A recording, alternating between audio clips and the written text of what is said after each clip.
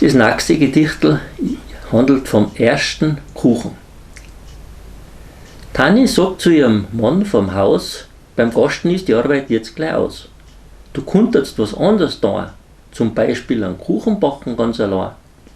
Sie hätt's gemeint nur ein Schmäh, den kochen kann er nix. Das weiß er eh. Er hingegen fragt die Margit, unsere Frau, darf sie's essen, wenn ich was zusammen brau? Die zwei wissen nicht recht, was sollten sie sagen. Sagen sie nein, dann tut er sich nie mehr blagen. Sagen sie aber ja, und er fängt an, man weiß ja nicht, ob man das essen kann. Sie denken sich, der Mensch hält viel aus und der Franz rennt in die Küche in eins Haus. Sucht ein Heftel, wo drin steht, was man tun muss, wie es halt geht. Und entdeckt beim Platteln gleich, da ist ein Blitzkuchen auch dabei. So ein Zufall, denkt er sich. Das ist das Gericht für mich. Ein Zucker und ein Butter rein in die Pfanne, aufhatzen, umrühren, dann und wann. Ein Milch heißt auch dazu, aber was weiß er nicht dabei. Rockers klingt ganz gut, 12 Decke er dann rein tut. Ein Ohr haut er auch noch rein, der Tag wärst sicher fein. Beim Umrühren fällt er ihm ein, der Bart, der müsste weicher sein. Denn es lässt sich nimmer rühren. Da muss man eine leckere Milch probieren. Im Heftel steht zwar nichts davon, aber was gesund sicher nie schaden kann.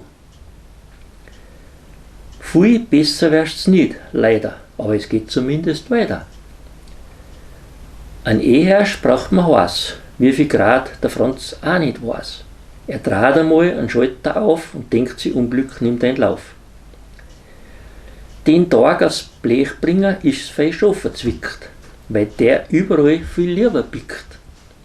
Aber so gleich gibt er nicht auf und kriegt den Zampenmurksen da noch drauf. Nussenhacken steht im Heftel drin. Das ist ganz nach dem Franz sein Sinn. Denn Nussen mag er extra gern. Kein Wunder, dass gleich weniger werden. Was ist denn das für ein Witz? Im Bacher ist kein Hitz. Oh je, geht ihm jetzt durch den Kopf. Da muss man drehen am zweiten Knopf. Inzwischen werden die Leute in der Küche mehr, die Neugier treibt vom Gasten her. Der Hunger manchen gleich vergeht, wie der Kuchen auf dem Tisch dann steht. Das Ausschau kann man schlecht beschreiben. Aber trotzdem tut vom Kuchen nichts mehr bleiben. Alle haben sie überlebt und sind gesund, die Leute, die Katze und auch der Hund.